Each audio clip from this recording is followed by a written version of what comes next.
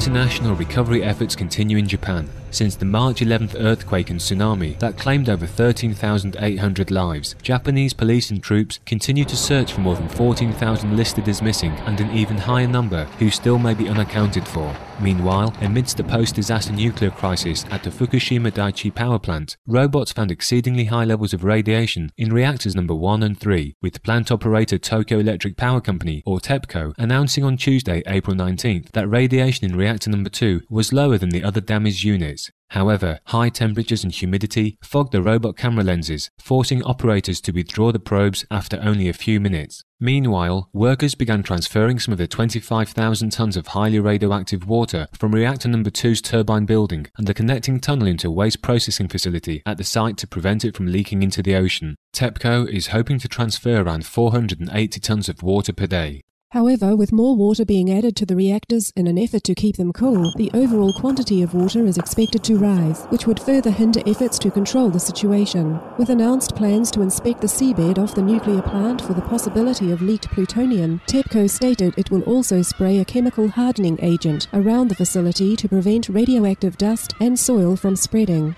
At a conference in Kiev, Ukraine on Tuesday, governments and international organizations pledged an initial €550 million in donations toward the construction of a new encasement to contain the toxic materials that remain at the site of the Chernobyl accident. Among the donors were the United States, the European Commission and the European Bank for Reconstruction and Development. As unease grows over the safety of nuclear power plants, UN General Secretary Ban Ki-moon said at the meeting, "How can we ensure the peaceful use of nuclear energy and maximum safety?